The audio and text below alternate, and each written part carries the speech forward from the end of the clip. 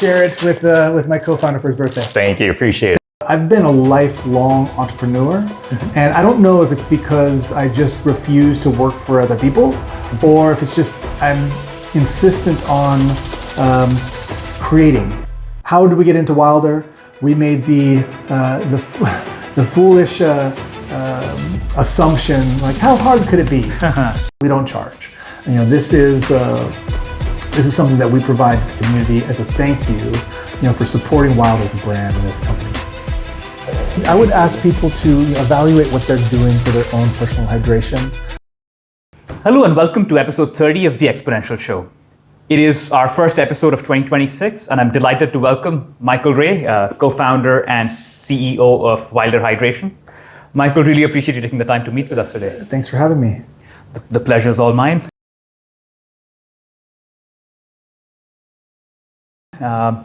So, Michael, before we get started, I just wanted to shout out Swish, who is our sponsor for today. And we have the man, the myth, the legend, Sid Sanchez with us today, and he'll join you in just a bit. But Sid and his team at Swish offer basketball and other sports facilities for rent. They have a fantastic academy. They do some very memorable events. They have some really great partner activations going on. And my favorite, they run one of the best pickup basketball scenes in Bangkok.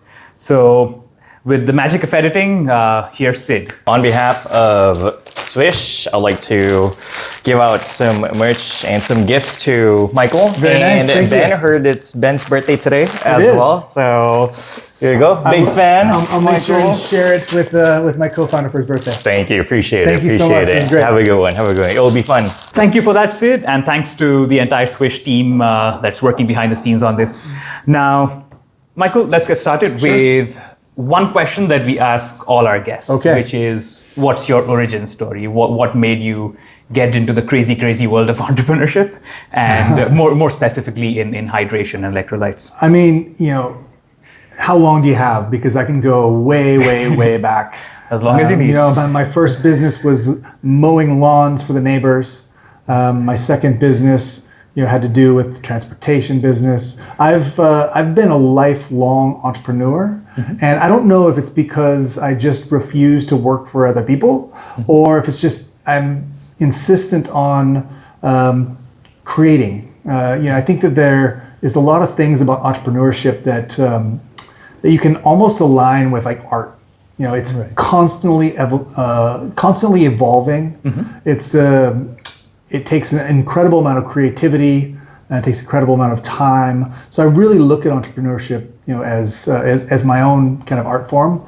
Not that I am, anywhere near a Picasso or a Michelangelo, but I'm learning. And that's the other thing is, with art, you're always learning. Right. It speaks to evolution, and entrepreneurship is the same way. So I'm a lifelong entrepreneur. I've built several companies, many companies, some big, some small, some failed, some were successful. And it led me, like the entrepreneurial journey, here to Thailand and into the arms of health, fitness, and wellness, which is such an incredible industry and booming here and booming across Asia, booming throughout the world, but especially in this region.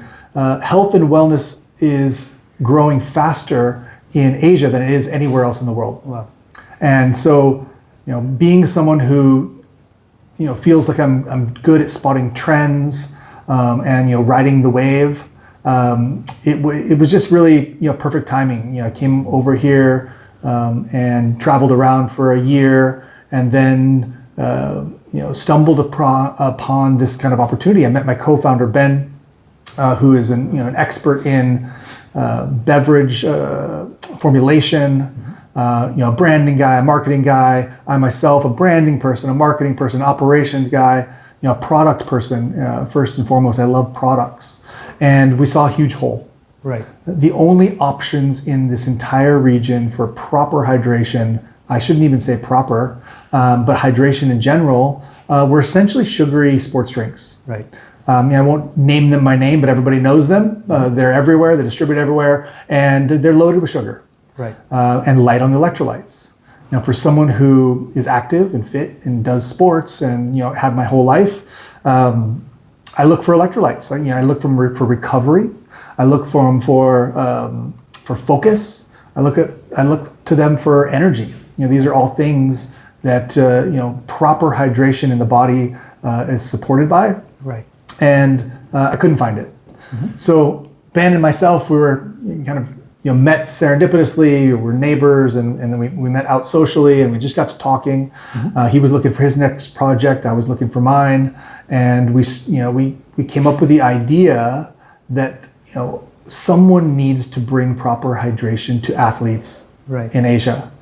We decided right then and there.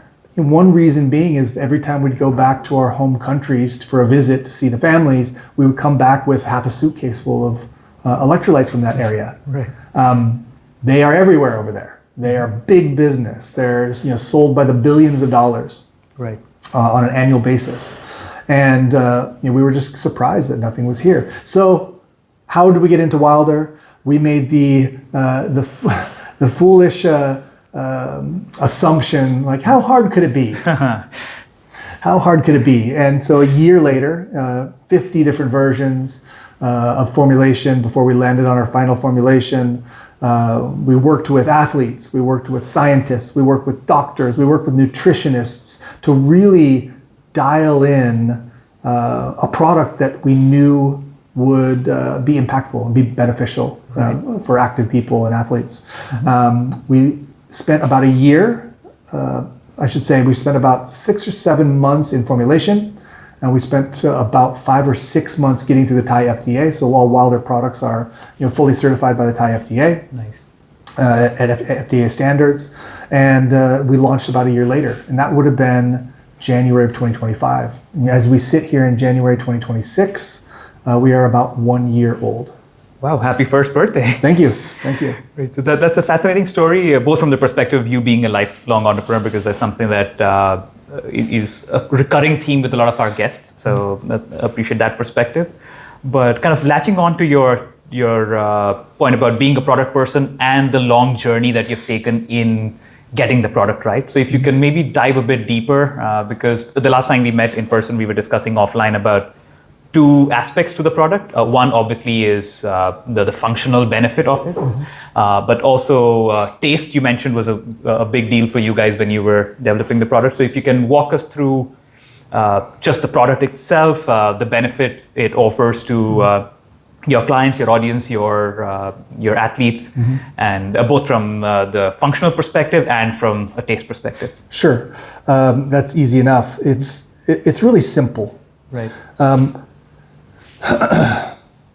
If our bodies were, a sports car, a Ferrari, or a Porsche, or anything, hydration would be the motor oil. Right. It's impossible to run. You'll die without it. And for the most part, we've just been taught to drink lots of water. Drink water. Drink liters and liters and liters of water every day. Over in this region and really everywhere, bottled water is a huge industry in and of itself, but most of the time it's been filtered. It's reverse osmosis. All the minerals have been stripped out and you're left with water, clean water.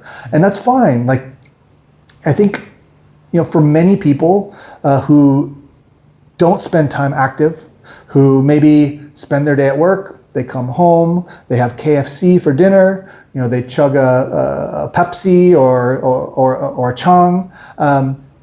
This product is not for them. They don't need it. This is for people who live active lifestyles. And I don't just mean CrossFitters, the serious, high rocks athletes, the marathon runners. I'm talking about people who work out 2 or 3 times a week. Right. People who go to the gym a little bit here and there, go for long walks out in this heat, out in this sun. Anytime you're sweating, you need to replenish. Why? Our sweat is salty. We're sweating out the sodium. If we're only drinking water, we are flushing out our systems. And so it's very important because our bodies do not function at optimal levels when they are dehydrated. Right. Dehydration causes inflammation. Inflammation is the root of many, many, many health problems. from skin rashes, from irritation, from internal organs, our blood. Hydration is the foundation, for everything else. And the fact that there was no real well-designed, scientifically backed formulations here, led us into this. Sodium is critical, magnesium is critical, potassium is critical. These are all the building blocks for electrolytes. What we decided to do is also add in a functional element. We've added in L-theanine, which is a really interesting compound. Do you know much about it? Not at all, actually. Okay, so L-theanine is an amino acid. It's actually derived from green tea. What it provides, people call it a brain booster.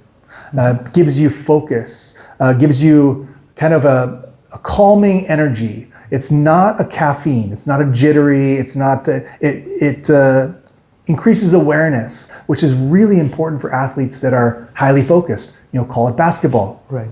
Hand-eye ball coordination, L-theanine, golf, Muay Thai. Many sports really require that extra level of focus. And we've got golf pros, people who golf on the Asia Tour, people who golf on the Live Tour, people who compete at the highest of levels, and they rely and they love, and then we get the feedback. The L-theanine is just an incredible element.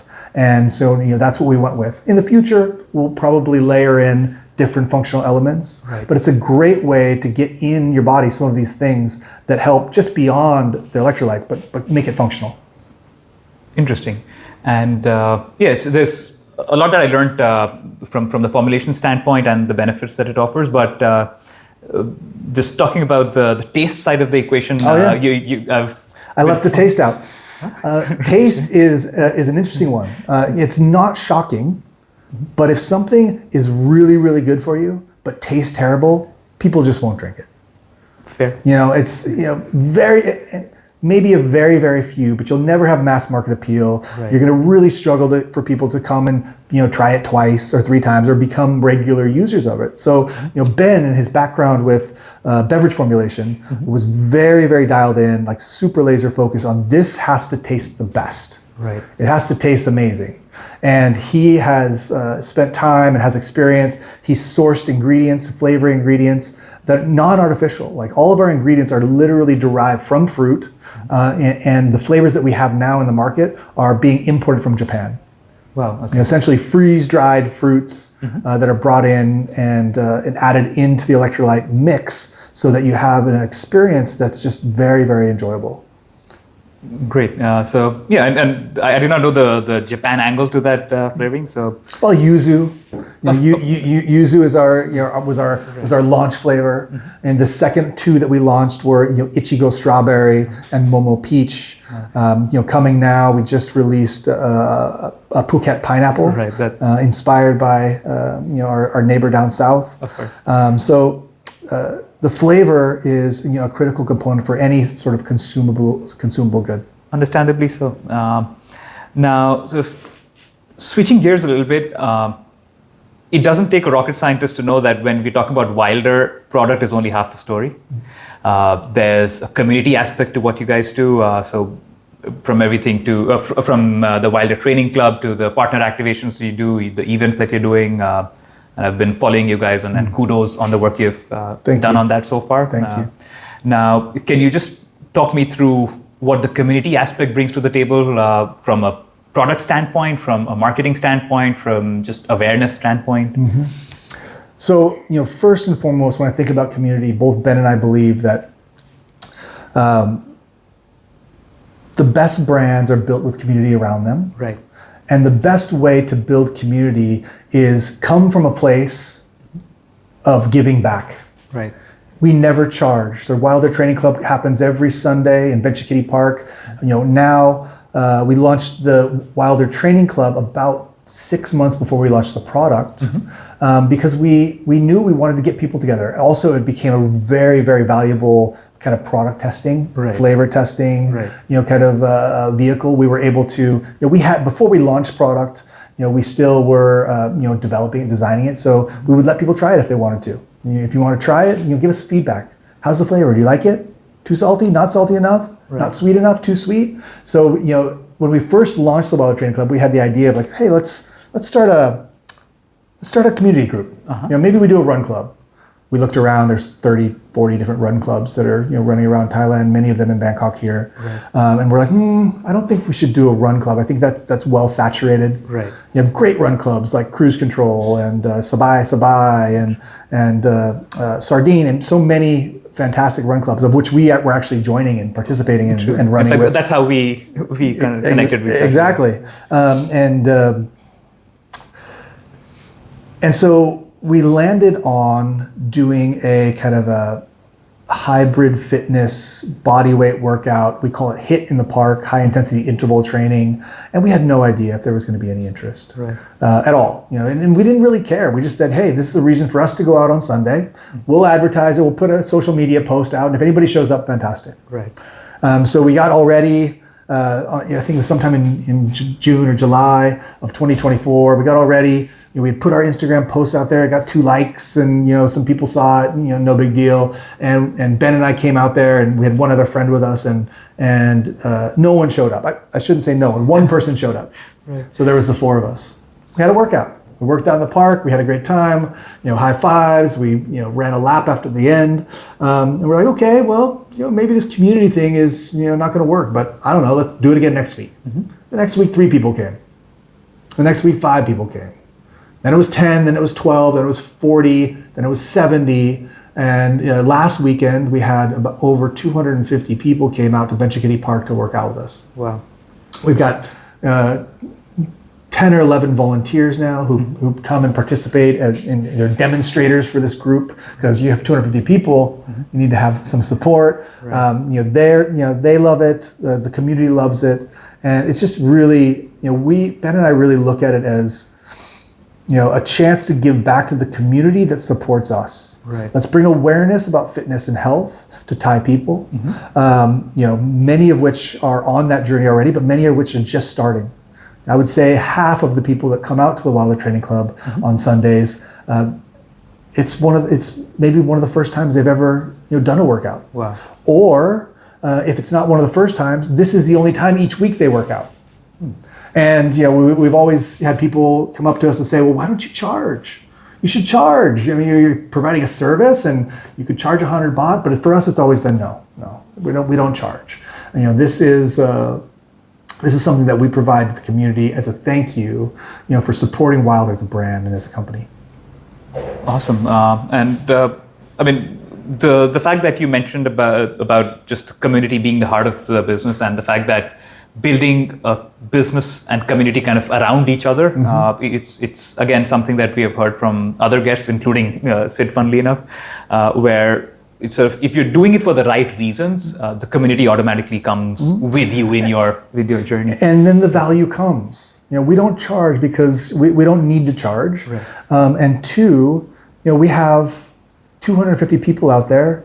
Everybody's on their cell phones. Everyone's sharing their morning with their networks. We have this massive network effect of like, here's what I'm up to on Sunday. Right. Let me show my family. Let me show my friends. Right. And so we have kind of a built-in organic, amplifier of what we're trying to do, what we're trying to build, and it's been invaluable. We love it. Sundays morning is my favorite day of the week. I can imagine. We go in, we get a sweat. We see. I always ask. Ben and I do like a little 5-minute speech before. We're like, how many people have been here before? Half the crowd raise their. How many people is it their first time? Half the crowd raise their hand. Almost every time we have new people. So it's not just the OGs, or it's not just the community that shows up every week, but we've got they're bringing a friend, and at the end we offer. Free electrolytes for everyone to try. Right. Always open to feedback. It's not a monetary gain, directly, but we love that the community amplifies what we're trying to do and amplifies our mission. Of course, it's like I said, it's invaluable, and I'm sure that it'll continue to grow. So just keep on keeping on. And if you're watching this now, every Sunday, 7 a.m., Benchikitty Park Amphitheater. Come by, open to everybody, all skill levels. We love the attendees, and people seem to really enjoy the event. So come on out. I can vouch for that. Secondhand information so far, but We'll see you on Sunday. I will. There's a long backstory of I haven't been there, but we'll discuss it off camera. Now, we've talked about the product, we've talked about the community. Now, talking about the thing that sort of bridges both of them, right? So, your distribution, both in terms of selling the product and your marketing channels. You mentioned your background in marketing and branding, and Ben's expertise in the field as well. So, from the perspective of your business and just operating in Thailand, what have you seen work for you so far in your first year of operations versus things that you were unpleasantly surprised by? Gosh, unpleasantly surprised. What has worked? Again, I believe our strategy of product first has worked. Right. We don't pay influencers. We don't pay advocates. We don't, it's just not something we do. Right. Not necessarily that we wouldn't, but we don't have the budget for it. We're still a very bootstrapped company that's growing and reinvesting into the company to grow. But because from the beginning, we went through 50 different versions to get the product perfectly. Right. Upon launch, it was very quickly accepted and trusted by Thai athletes. Interesting. People who are really strong, coaches, trainers, pros. And because of that, the growth has really been organic. Right. We both sell online on wilder.co, Shopee, Lazada, Line Shop, but we also sell inside retail. Some of the best and most impressive gyms in the area: Iron Hive, East West Training Ground, Base. The list goes on and on. We have about 300 plus partners here in Thailand, retail partners, and mostly gyms, fitness facilities, sports facilities, paddle clubs, golf courses, CrossFit, High Rocks, all of this stuff. That's the big majority, and we built there. And because the product was good, people came back and bought again. There's no better way to do it. Right? More than 60% of people who buy Wilder come back and try it a second, third, fourth time. That's for somebody who knows e-commerce, it's a very high, or just commerce in general, it's a very high. It's 3 to 4 times what the e-commerce averages for recurring customers. Awesome to hear, and I hope it speaks to the product. Again, it's like there's the fact that people love the product, and there's a community behind it, then those two are kind of magic ingredients in your product. So great perspective there, and I hope that we can add some basketball facilities in Bangkok, Sid, to that offline channels list. Hopefully by the end of today. But so sticking to our conversation, you mentioned some trends that you noticed in Thailand, right? Beginning with the fact that Southeast Asia, you mentioned, was one of the fastest growing markets for fitness and wellness. And again, judging by information I've gotten from previous guests and just eyeballing it, I know that it's a very, very fast growing economy in Thailand as well.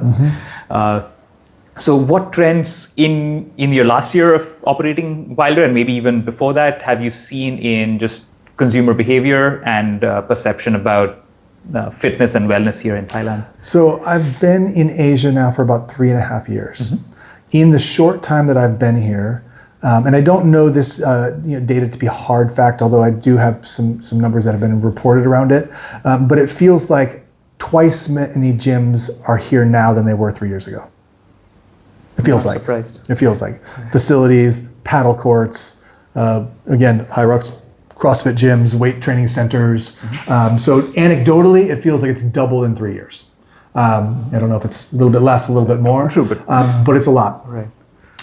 Last year, there was somewhere between 2,500 and 3,000 mass market fitness events, marathons, High Rocks races, golf tournaments, paddle tournaments, anywhere where more than a few hundred people, Spartan races, anywhere where more than a few hundred people have gathered to compete in an event, there was more than 2,500, somewhere between 2,500 and 3,000 events. That's a big number. And that number is growing 10 to 20% annually. Incredible. There's demand for it, and it's funny. My partner, he's lived here in Thailand for 20 years. He tells this story about when he was younger. in his early 20s, and he was living here and working inside food and beverage. He would have a date, and he would say, "Hey, you want to go walk through the park?" And they would look at him like he was crazy. Like, what do you mean go walk through the park? It's sunny out. Like, it's way too hot. Right. And now you go into Benchikitty Park on a Sunday afternoon, and there's 5,000 people in there. There's no space to park. There's no space to run on the running track. It's both crazy and impressive. The culture has shifted. I think people are caring more about their health. They care more about how they feel, how they look, and they care about the people that they care about, and they want them to join in. That's the viral network effect that's occurring. And I can't personally think of anything that really slows it down, because it feels good to be fit. True. It feels good to be in shape, and it feels bad to not be. So what stops it? Short of some mystery illness that shuts down the world for 3 years, which we all hope will never happen again. But even then, I think actually that might have been a big contributor, where people were locked in, shut down. They were outside of their daily lives, and they looked for any reason to go outside and move around a little bit. That is true. But like I said, there's hardly any downside to being fit, right? It's kind of also like the right place, right time kind of situation for you guys to be here and doing what you're doing and the kind of work that you're doing. So I'm rooting for you guys to thank you sort of ride that train, if I may. Like so many things, I think, and we are a long ways away from saying we're successful, but I believe that success is really the intersection of three things: the right opportunity, the willingness to work really, really hard, and some level of luck. Of course. The right opportunity, the right time, the willingness to work your butt off, and a little bit of luck. And I think right now we've got those three things in place. Our team's incredible. We've got an amazing international staff from mostly Thai nationals with some international workers, and every single one of them is a total beast athlete. It shouldn't be any other way. Well, we've kind of, and I'm sure by design, we've talked about it and said, hey, this is the culture that we're building, because culture is critical when you're building a company. Right. Do people share the same values? Do they share the same way of thinking? Do they share the same way of work ethic? And we have found that people who are athletes are they're great to work with. They're great to work with, and they get it done. Not surprising to hear at all. Yeah, if you're willing to wake up at 4:30 in the morning and go run a marathon, making it to work at 9 a.m. is no problem. Touche. Now, so sticking with the theme of Thailand here, so there's obviously the wellness and fitness perspective, but also the other aspect to what you're doing is the entrepreneurial aspect to it, and that's something where I've had mixed responses from our previous guests, and my personal experience has been kind of mixed as well in terms of how the startup ecosystem and business ecosystem in Thailand has evolved. Obviously, getting better, but perhaps not as fast as it should. But what's been your personal experience and your experience with the team when it comes to? There's challenges. I mean, there's always challenges, but there's challenges everywhere. I've built businesses in the United States, and there's challenges. Right. This is my first business here in Thailand, and there's challenges. And I don't necessarily point out any blame to any specific thing, but entrepreneurship in itself is hard. It's like you're running down a football field covered in landmines, and one way or the other, you got to make it to the other end. And any moment, something can blow up your whole business. For us, we really struggled with the formulation and getting it approved by the FDA. We had to make some adjustments. We had to change this. We had to change that. Right.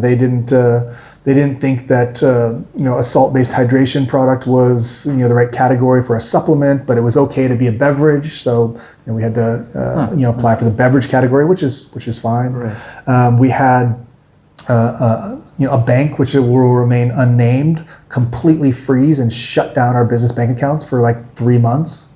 3 months? About somewhere between 2 and 3 months, which had all of our startup capital inside of it. So we had to dig back into our own personal savings to like keep it alive, pay the staff. Right. They just shut it down, no reason. And we still don't know today why. But we eventually, after 2 or 3 months, got it reopened. That was almost a business killer. That was almost a landmine on the way to the end of the football field. Right. And I actually have meant to write up on our wall here the things that almost killed us, so we never forget, right? And we keep an eye out for them in the future, whether it's this business or another.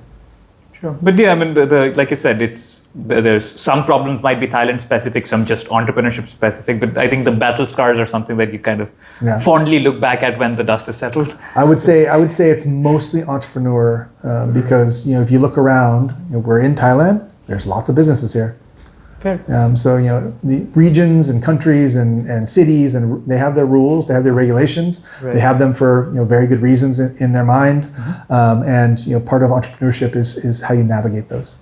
And that's a great way of looking at it, and I think that's a kind of healthy perspective. Again, sort of talking about health throughout this episode, but it's a healthy perspective at looking at things, right? So instead of sort of focusing on the things that you can control and not worrying too much about what the macroeconomics this was the exact same thing said to me by a mentor of mine many years ago.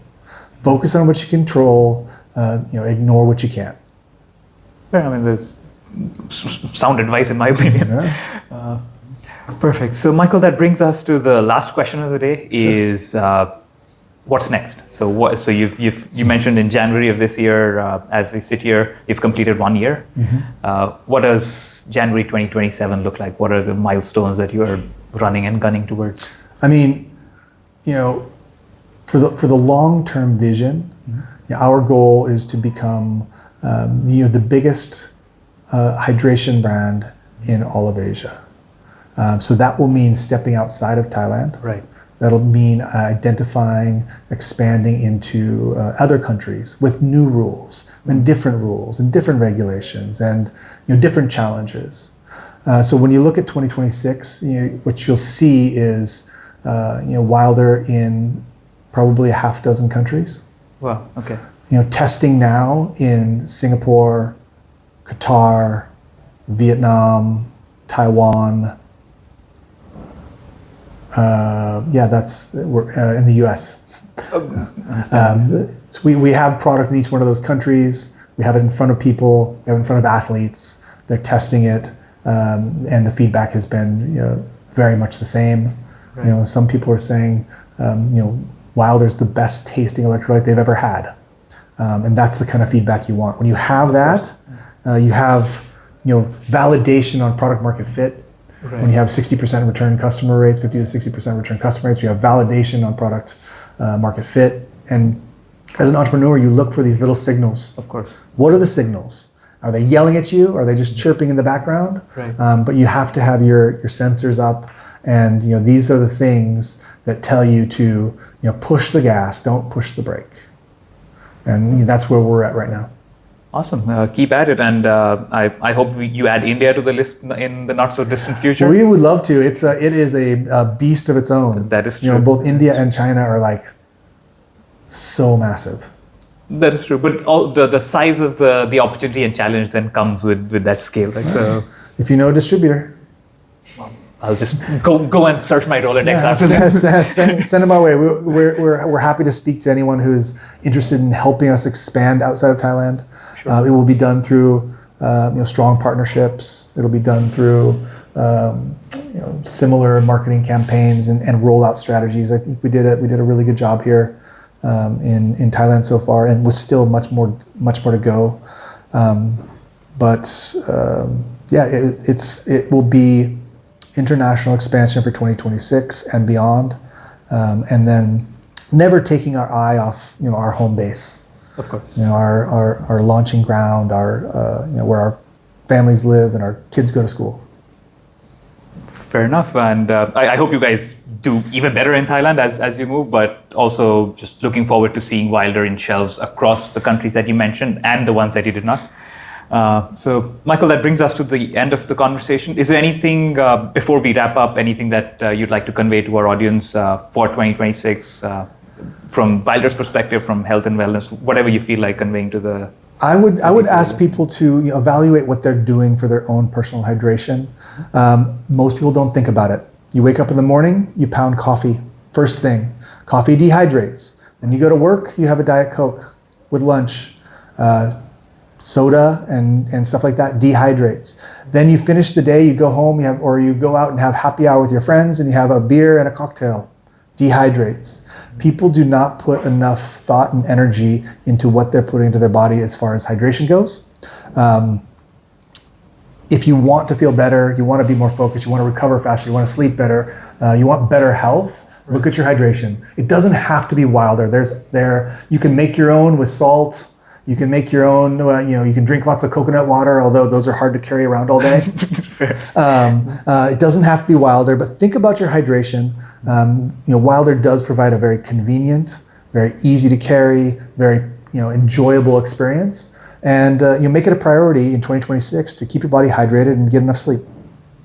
That's, like I said, again, sound advice. So I hope you guys are listening. Thank you, Michael, for taking the time. It has been a pleasure learning about Absolutely. your journey. My brother who introduced me to you and everybody else I talked to, including Sid when I mentioned that I'm coming here, they have nothing but praise for what you're doing, and that means a lot. Coming sort of unsolicited praise is something that always means a lot. So thank you. Just keep on doing what you're doing. Thank you for your time. Thanks to everybody who tuned in. If you guys liked the episode, make sure to subscribe, and like Michael said, stay hydrated. And thanks again to Swish and Sid again for taking the time. Michael, see you guys. Bye-bye.